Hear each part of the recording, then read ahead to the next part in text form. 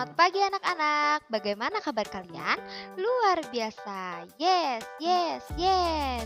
Semoga selalu dalam keadaan sehat dan anak-anak tetap menerapkan 5M. Nah, sebelum kita mulai pembelajaran, kita berdoa sebelum belajar. Sikap berdoa, doa sebelum belajar. Ya Tuhan, kami bersyukur atas kesehatan kami hari ini. Sebentar lagi, kami akan mulai belajar. Bimbinglah kami agar dapat belajar dengan sungguh-sungguh. Berilah kesabaran dan kesehatan kepada guru dan orang tua kami, agar dapat mendidik kami dengan baik. Terima kasih Tuhan. Selesai. Nah, hari ini kita akan belajar di tema 3 tentang benda di sekitar. Nah, sebelum masuk ke dalam materi, Miss akan menyampaikan tujuan pembelajaran. Tujuan pembelajaran, anak-anak dapat mengklarifikasi benda dan non-benda serta dapat mengelompokkan benda sesuai dengan sifat fisiknya. Lalu, dapat menyatakan satuan panjang dan dapat mengukur panjang benda dengan satuan panjang baku yang sering digunakan.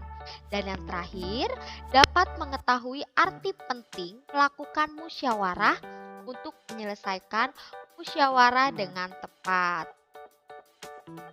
Nah, kita akan masuk ke tematik. Di tema 3, benda di sekitarku. Subtema 1, aneka benda di sekitarku di pembelajaran pertama.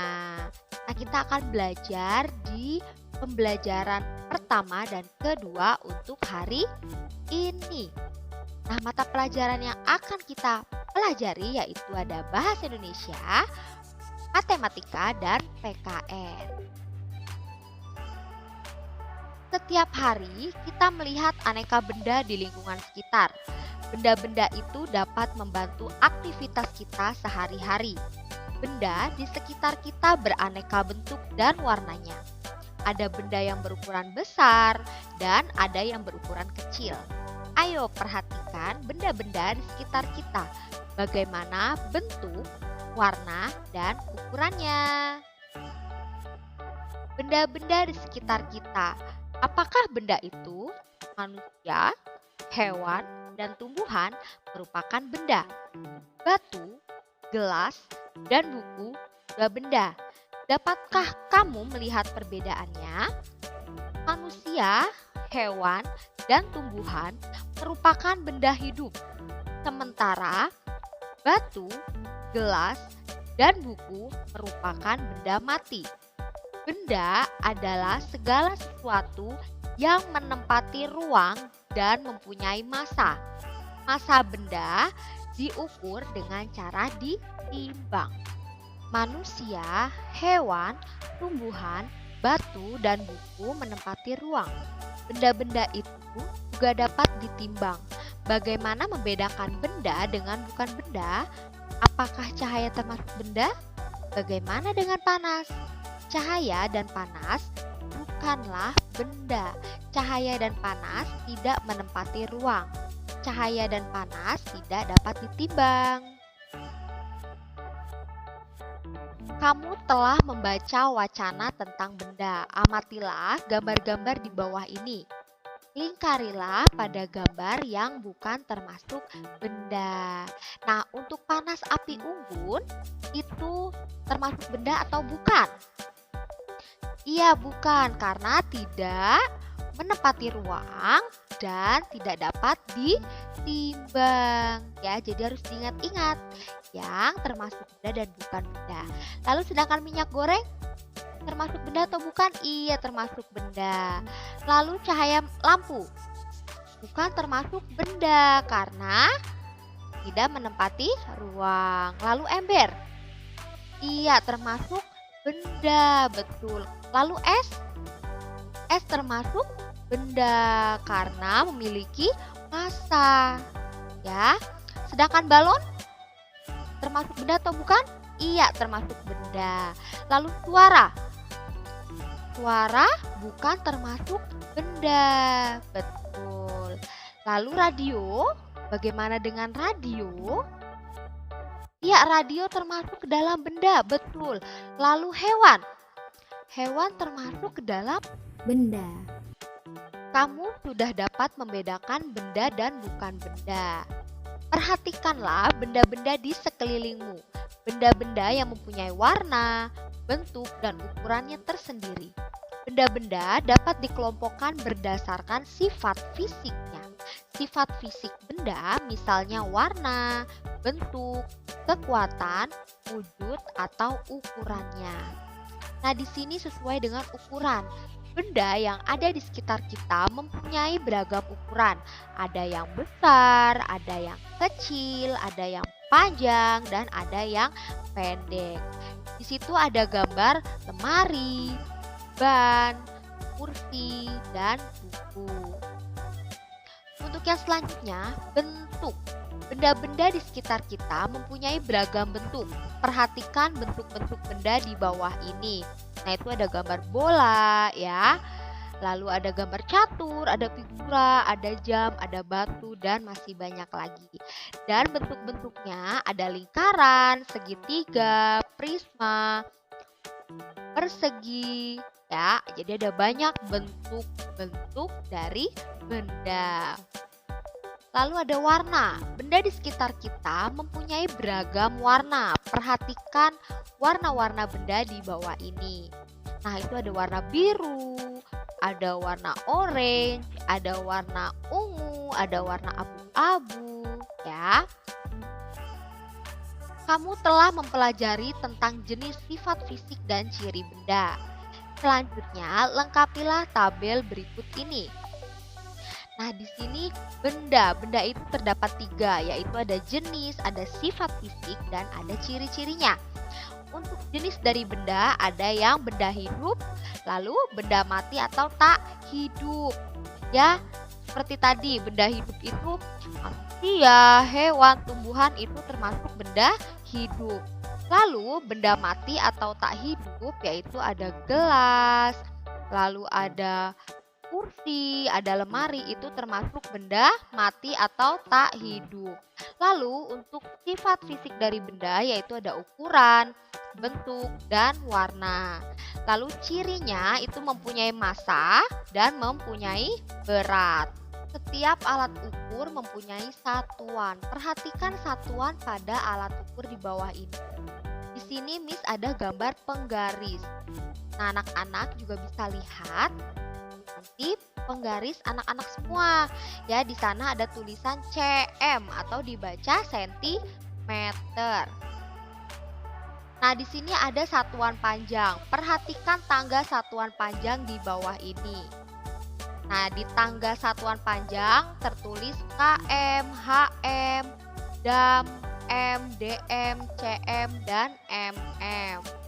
Nah, setiap turun satu tangga itu dikalikan 10. Nah, sedangkan setiap naik satu tangga itu dibagi 10. Nah, km itu kita baca kilometer. Jika hm dibaca hektometer, dam dibaca dekameter, m dibaca meter, dm dibaca desimeter, cm dibaca sentimeter, mm dibaca milimeter. Nah, di sini Miss ada 2 cara supaya anak-anak cepat menghafal tangga satuan panjang. Ya, dengan cara yang pertama lagu, lalu yang kedua ada kata-kata. Nah, yang pertama Miss akan ajarkan untuk kata-kata. Ya, kambing hitam dalam mobil diam cuma main-main. Nah, anak-anak bisa menggunakan cara yang pertama untuk menghafal tangga satuan panjang. Nah, untuk yang kedua itu dengan lagu. Kilo, hekto, dekameter, desi, senti, dan milimeter. Nah, anak-anak bisa pakai cara yang kedua. Ya, jadi bagaimana cara anak-anak untuk menghafal tangga satuan panjang. Nah, di sini bagaimanakah cara mengukur panjang sebuah pensil dengan menggunakan penggaris? Nah, yang pertama, untuk cara mengukurnya, sejajarkan pensil yang akan diukur panjangnya dengan penggaris. Lalu yang kedua, ujung mata pensil diletakkan lurus dengan garis angka 0 pada penggaris. Nah, di sini panjang pensil yang kita ukur menggunakan penggaris itu panjangnya 8 cm. Cm itu dibaca sentimeter. Nah, untuk yang selanjutnya kita masuk ke pembelajaran kedua, masih di subtema pertama. Benda terbuat dari berbagai bahan dasar. Mari kita pelajari bahan pembentuk benda. Benda terbuat dari kayu. Sebutkan bahan untuk membuat pensil. Pensil terbuat dari kayu. Di sekitarmu banyak sekali benda yang terbuat dari kayu. Beberapa di antaranya adalah meja, kursi, dan lemari. Kayu juga digunakan untuk membuat benda kerajinan, misalnya patung, lalu figura. Kayu adalah bagian dari pohon. Untuk memperoleh kayu, kita harus menebang pohon. Kemudian mengambil bagian batang untuk diolah menjadi berbagai macam benda. Perubahan dari batang kayu menjadi benda-benda tersebut melalui proses yang berbeda-beda. Nah, yang pertama, batang pohon ditebang.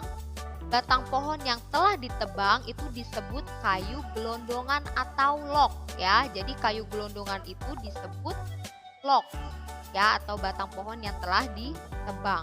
Kemudian log dikirim ke pabrik atau pusat penggergajian.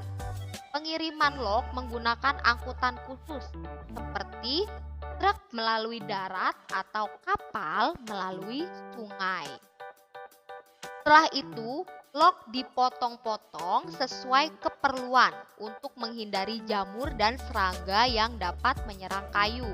Maka, kayu perlu dikeringkan. Cara hanya dengan dijemur. Kayu dijemur sekitar 2 hingga 4 minggu. Setelah dijemur, kayu siap diolah sesuai keperluan. Kayu dapat dipilih menjadi bahan dasar benda. Mengapa? Karena kayu mempunyai banyak keunggulan. Nah, keunggulan kayu adalah mudah dibentuk. Beberapa benda yang terbuat dari kayu jati dapat bertahan sampai puluhan bahkan ratusan tahun. Tetapi kelemahan benda berbahan kayu adalah tidak tahan api sehingga mudah terbakar. Namun ada beberapa jenis kayu yang mudah terserang rayap atau serangga lainnya. Nah, di sini perhatikan benda-benda di sekitarmu. Adakah yang terbuat dari kayu? Tuliskan hasil pengamatanmu di kolom yang telah disediakan.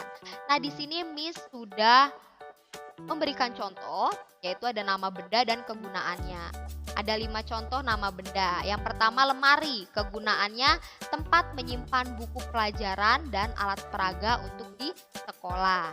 Lalu yang kedua, meja. Tempat menulis dan menggambar. Yang ketiga, nama benda papan tulis. Untuk menulis pelajaran yang sedang diajarkan. Yang keempat, kursi sebagai tempat duduk saat belajar. Dan yang kelima itu ada figura atau tempat untuk memasang gambar. Desa tempat tinggal Siti dan teman-teman mempunyai hutan. Di dalam hutan tersebut terdapat beraneka jenis pohon. Fungsi hutan antara lain untuk menyerap air hujan.